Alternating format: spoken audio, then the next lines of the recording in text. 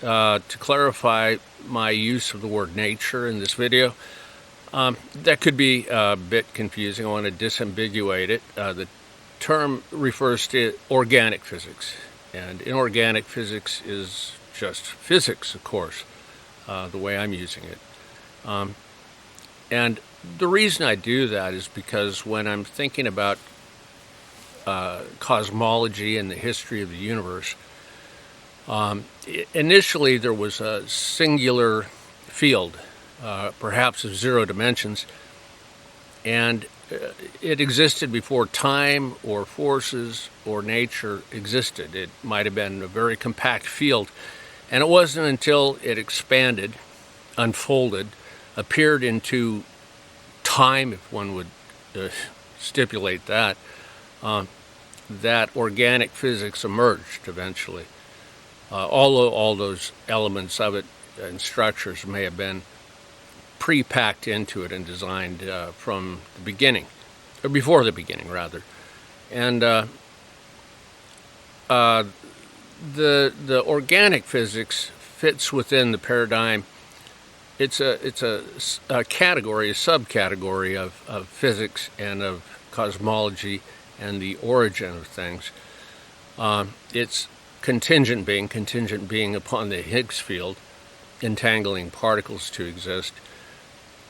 So people may have similarities to digital constructions, composites that organize in a particular way that I believe is natural capitalism, although it could have structured things in the universe differently than that, perhaps. That is, without evolution, and piled up without that kind of evolution to produce organic being. One thinks of the old Star Trek episodes of silicon-based life. It's still alive, yet I guess we would call it organic being, but not in the same way as cellular organic being, carbon-based especially. Organic being is, as I said, a subcategory of cosmology, so it's not a good idea from my point of view to try to, what would be Wheeler's idea of pre-causality, retrocausality. I think that would be an example of retrocausality, or what's the logic term for post hoc ergo propter hoc, where after this, therefore because of this, one finds evolution, that is, or capitalist nature, and then because one finds that occurring, one uses that as a paradigm or template to explain the initial causality and the way things emerge from a unified field that was monistic into after the hyperinflation, the inflaton, into a pluralism, different forces, and pluralistic, and assume that happened for reasons of natural evolution.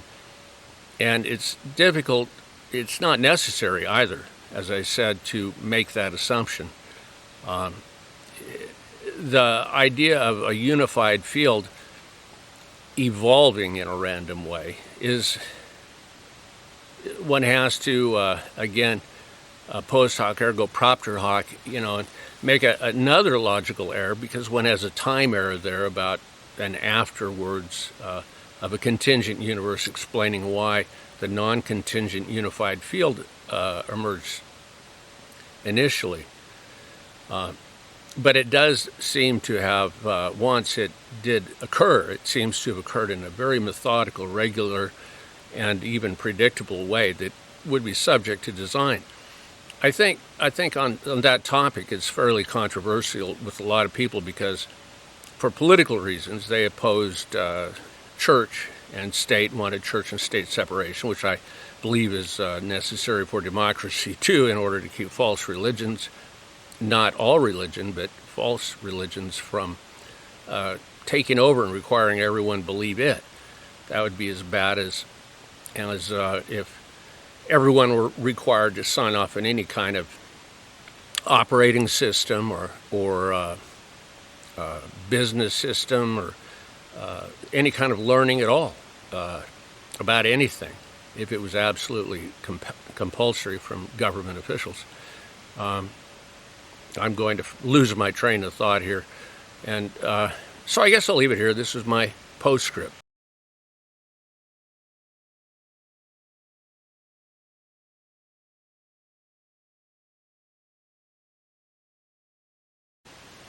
That is a bit of short, sweet grass seed growing and turned a little bit feral, grown a couple of years ago.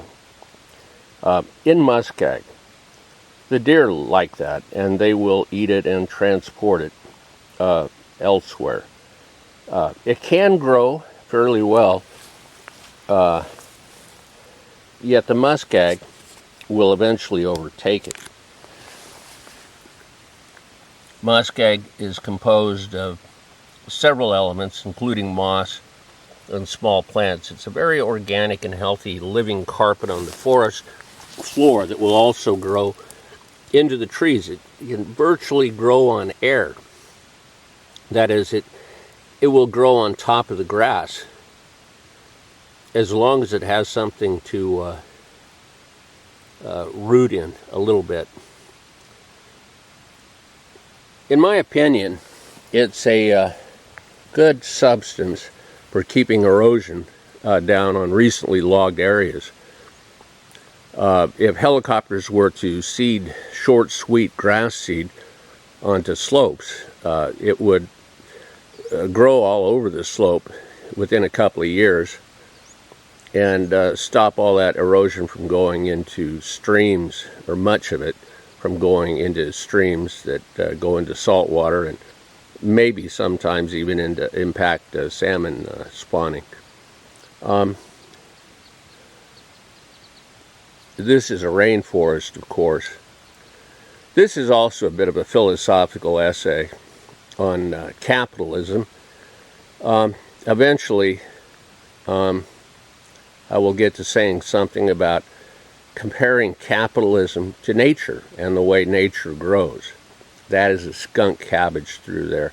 They're the first plants to grow in the spring, early spring. When you see the skunk cabbage growing, starting to grow, it's spring. They excavate a bit of a hole in the muskeg and make it kind of very wet around it. So they're not really good to have on trails. Yeah, capitalism is sort of a natural paradigm for organic growth in nature. There is competition among the plants to grow higher than the other plants because of gravity here. If the higher they can grow, they get more sunlight and they can grow better. So they sometimes grow too fast and don't have enough branches. There's tremendous competition, and it's the competition for these plants to acquire capital, that is their own bulk and size, cellular growth, that lets competition emerge and creates species diversity. They will diversify, try virtually anything to be successful, forms of growth. It's an interesting paradigm that I hadn't really considered as capitalism as the natural paradigm for nature. One doesn't often think about capitalism as a paradigm for environment and ecology, yet it seems to be the form that evolution actually takes, is capitalism. I suppose that with capitalism one wouldn't want in nature, there is individual species differentiation. That is, that cedar tree right there is not that hemlock tree, or that fir tree, or that spruce tree. And the capital environment and the human environment would be on Wall Street. One wouldn't want the same people owning all of the different companies as one would get with concentrated share ownership in stock and wealth. Then one wouldn't get species differentiation and experiment and competition for growth. One would instead want to limit the ability of humans from owning different shares in different corporations, at least in concentrated amounts. For in nature there are some similarities between different species. I'm not sure what a communist approach would take. In nature, I don't believe there is much of a communist approach, except that there are elements that all of the plants share, basic elements. It's like one might want an open source operating system for the foundation of the world's internet and business communications in order to have it so public and so transparent that there's no place for viruses to hide and take it down. I suppose that plants do try to be exclusive and dominant. You know, cedar trees out here, they spread their branches all over the place, all over, once they get established in the muskeg, to the best of their ability, to keep the other in competition with themselves too. They even destroy themselves. They end up losing out at a certain point to other trees. I think hemlock and spruce possibly.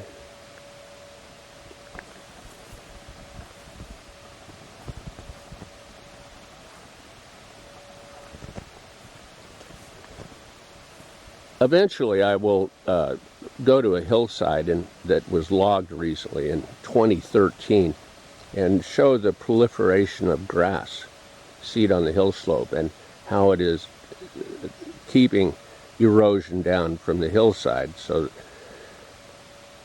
until the trees can grow, until the muskeg doesn't actually like to grow quite as quickly in bright sunshine. It takes a while, but once the forest gets established, then as you can see, the muskeg grows in a lot of places.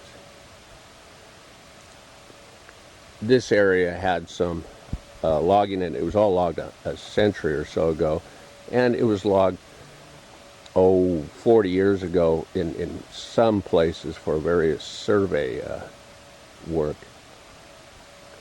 Back to the communist element in the natural capitalism of nature. I guess capitalism is the natural paradigm for evolution. Change, growth, diversity, competition, striving for position.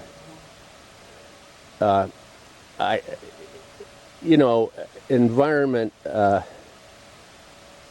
changes with life. Humans have biological life. They're organic life forms. Nature is organic. And humans need to view their capitalist economics as part of nature and as the basic form of nature. As nature diversifies rather than monopolizes,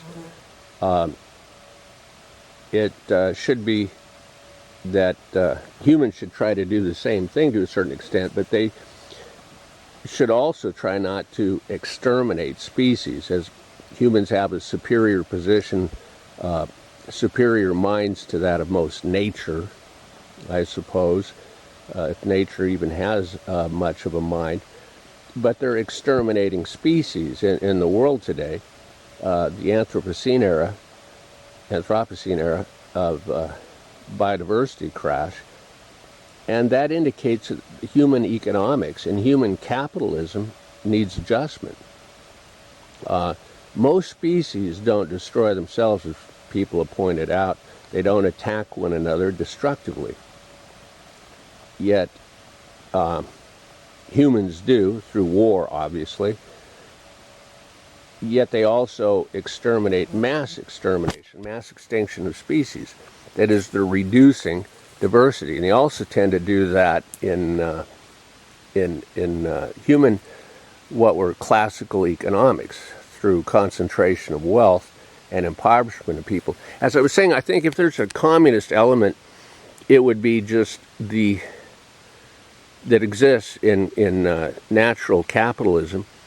It would be that is the capitalism of nature. It would be the unwillingness of species to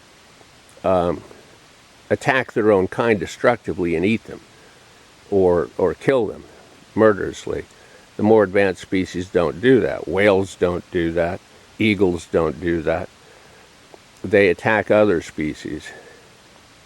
Humans with supposedly superior minds, with a theory of natural capitalism, would increase the number of species of life if it were healthy. And they would increase the number of businesses, independent businesses, and diverse businesses, and even in the size of some businesses, number of employees, without,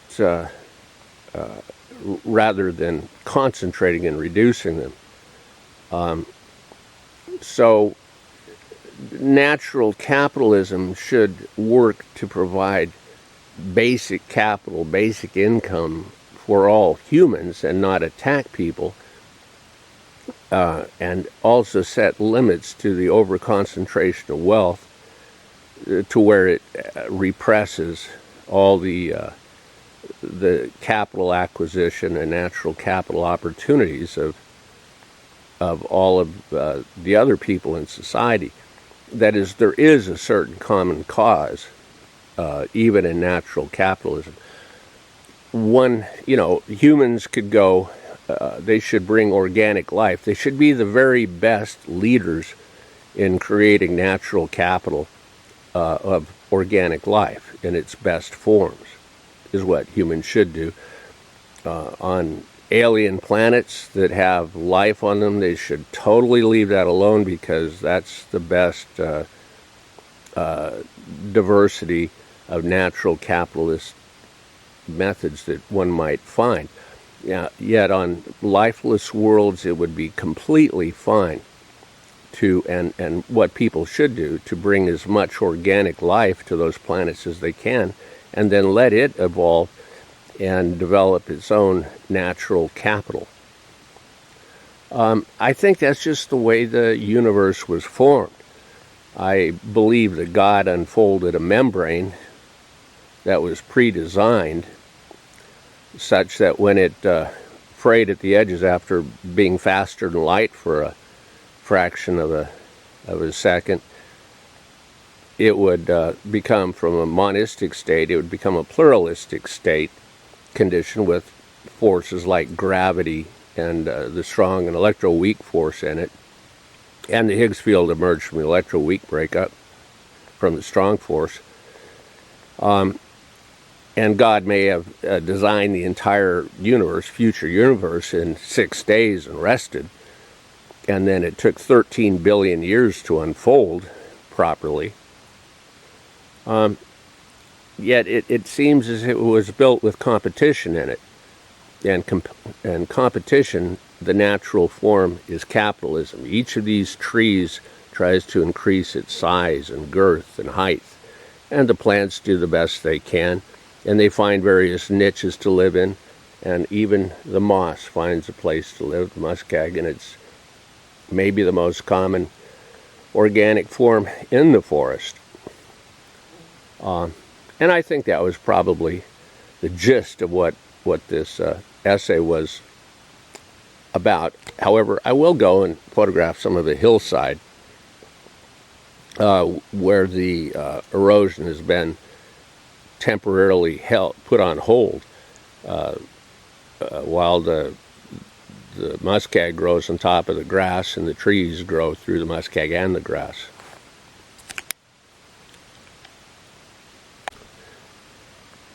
This is a trail through an area that was logged in 2014 and 2013, and one can see the grass growing, eliminating most erosion of dirt or whatever. And the forest reforesting, natural reseeding, is, well, proceeding apace. That, incidentally, is a polypody. They are good to eat if one doesn't find rhizomes on the underside of the plant. The younger shoots are good to eat. They taste a little bit like licorice. They kind of thrive out here in a clear area where it's sunshiny. It's very different than a fern. A fern is one of the oldest plants around. Bracken is what they technically are. You see the polypody has no branches on it, branches off the branches, and over here is bracken. That is bracken. They just look different, and they cause tumors in about 2 or 3 weeks. Don't eat those at all. The tumors will go away. That's bracken. Maybe, if one is lucky and stops eating them. Polypodies are fine though.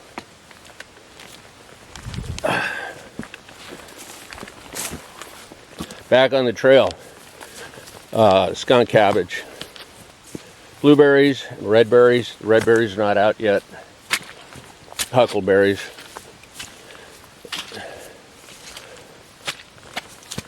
That, once again, is bracken. See, there are little leaves off the leaves. And that is a polypody where they're just direct leaves.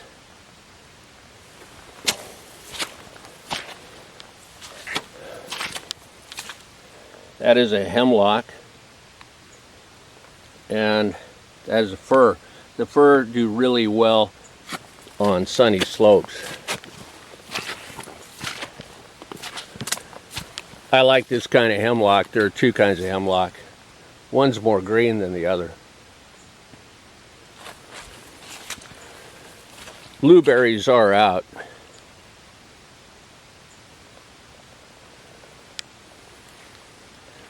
So natural capitalism in action. The plants getting larger, acquiring capital, increasing the entropy, that is the gross disorganization of matter in the universe. Locally, they increase organization within themselves. And in natural capital, the natural capitalism where humans are involved, that's a very nice fir tree growing. They should try to increase the efficiency and as much as possible the efficient use and reduce entropy to the maximum extent possible locally and in the universe, except in organic. There are very real advantages of an old growth forest over a new growth forest. One can see the trees that were broken off as a result of the new exposure to higher winds when the older growth forest, century-old growth, was cut from this area. And the newer growth is something that wildlife likes after a while. If one plants grass seed in it to keep the erosion down on slopes, then it's even better for deer. Old growth forests have places for other wildlife to be in, taller trees. Eagles, for instance, rest upon the top of trees to look at water, to survey it for signs of fish.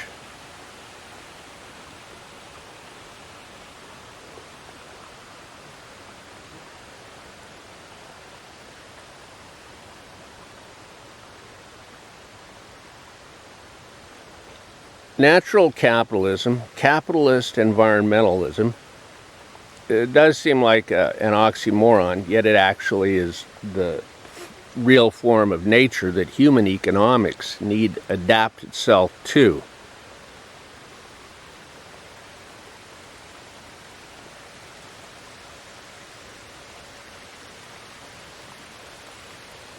It simply needs improvement in understanding. Theoretically, it's yet a primitive art, I suppose. A primitive awareness.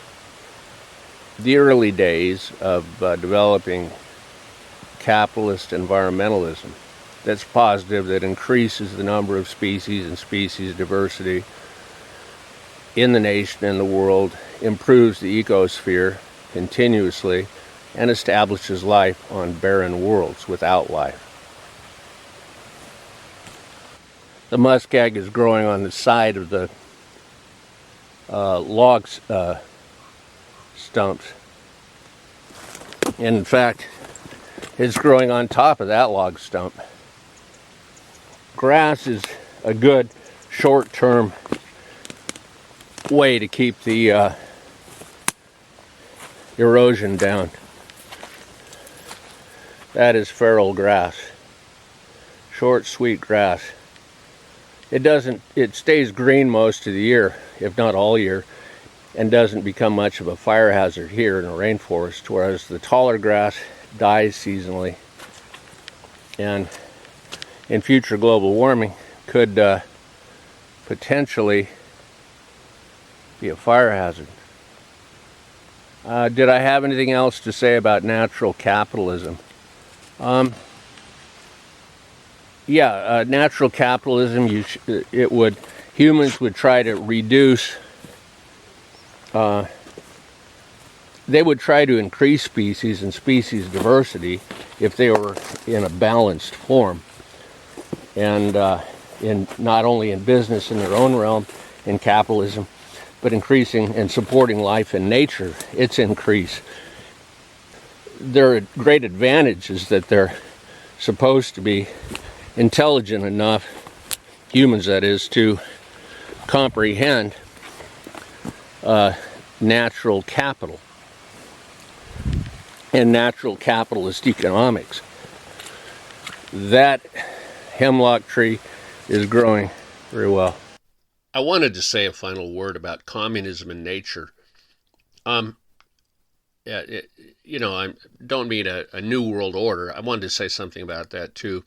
A new world order is kind of a way of forcing a template into organic nature that seems that it would be against the principles of natural capitalism. That is, it would put a grid kind of upon everything, and a standardization upon nature, and eliminate the diversity, the element of diversity and competition. But communism would, I have a hard time envisioning all of the trees in the forest being the same height and the same number of branches upon them, or even just one tree in the entire forest, and one size, and just one kind of plant in the forest, or all of the species and being controlled by one concentrated power. That would just seemingly entirely eliminate the idea of pluralism and the diversity of different kinds of plants and wildlife and animals, much mammals and things. And I think that was about it. As I said, a particular species and an intelligent species especially would tend to recognize the value of natural capitalism and all the competition which develops better with more species.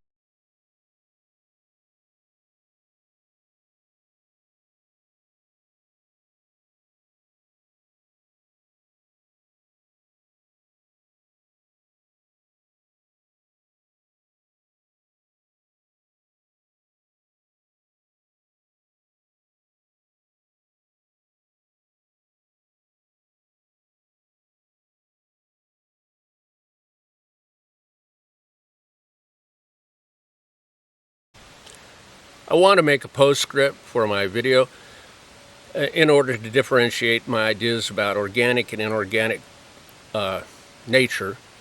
or I tend to think of nature as organic physics, and everything else, inorganic physics, as under the rubric of cosmology, or the heading following from an initial monistic unified field that issued and then became an inflaton and allowed pluralism to arise with gravity and three other forces appearing, and then eventually organic life. It might all have been pre-designed, pre-packaged, as one might pre-package a video game. And people can play within the game once they're online, and yet their options are limited and perhaps known to the designer as necessarily being something that will occur within certain fields or certain modules of designed into the program. And that brings up another topic of the idea of the argument from design, a famous ontological argument, yet there's another way to look at that too. Today, people want to accept natural cosmology as entirely subject or occurring within the parameters of evolution. And I would differentiate evolutionary parameters of organic materials from those of inorganic materials. And I would not use a post hoc ergo propter hoc sort of retrocausality to use the way that natural capitalism functions, appears in nature, also known as evolution, as a reason to explain how either the way the initial field emerged, the undifferentiated monistic field, unified field, or how pluralism followed from it. The argument from design that they use today would have sort of being an anti-reasoning. Well, it's a mirror image of the traditional argument from design. Like if one found a watch, it would require a designer. And today, people use the idea that if one understands the nature and evolution, that means there is no designer possible. Yet, it's sort of incomplete reasoning, or not good reasoning, because if one found a complete video game, to assume that it had no designer and it appeared simply from random chance seems unreasonable, but certainly it would be unreasonable to rule out the idea that there was a designer for the video game. And just because the universe can arise from an initial unified field, just one field, that isn't so complex to understand. A unified field, monistic unified field, that once given into the inflation faster than light, it breaks down into light speed or less pluralistic fields, contingent fields, smaller fields. It's wrong to assume that because that criterion exists, a simple unified field followed by pluralistic fields, followed by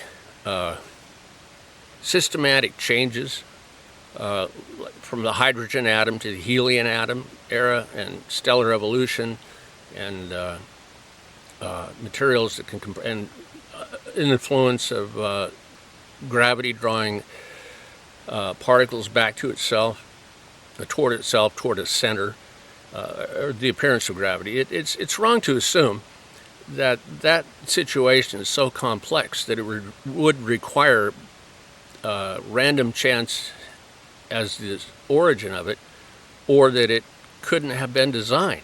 Is it too complex for a designer? On the contrary, it's amazingly simple. Although fine-tuning all of the details after its initial start would require quite a bit of intellect, but even today, is our digital structures, which seem almost magically difficult. Our digital structures in some video games that people totally well understand, programmers, are they so impossible to accept that as imagine if you showed a tablet computer with a picture of a village and a video of the people in the village to a villager a couple of thousand years ago, they might have thought you were a magician. And people making the assumption, but it's just known technology. And people are in the same kind of relationship now to understanding the origin of the universe, and to assume that there was no creator of the universe is a wrong logical assumption, when at the very least it needs to reserve judgment on it. And I thought I would just add this postscript to that video, and remember that organic, in my use in the video before, refers to, or nature and natural cosmology. Natural capitalism refers to organic matter. I didn't say that very well. I use nature to refer to organic matter, organic physics, rather than